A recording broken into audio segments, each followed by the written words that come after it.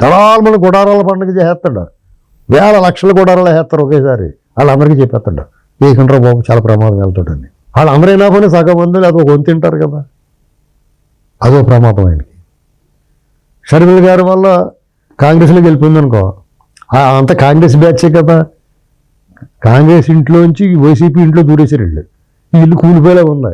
అందులో ఉంటారు వాళ్ళు గబగబా బట్టలు సర్దుకుని, ఒకవేళ బట్టలు తీసుకోవడానికి వీళ్ళతో కూడా దూకేసి సరిపోయి అందులో దూరేస్తారు వెళ్ళి. అదే పని చేస్తున్నారు.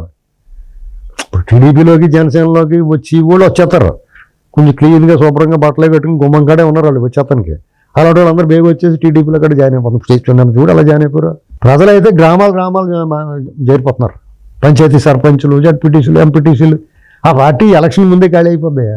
నేను ఏమనుకున్నానంటే ఎలక్షన్ తర్వాత ఖాళీ అయిపోద్దాం అనుకున్నాను నేను.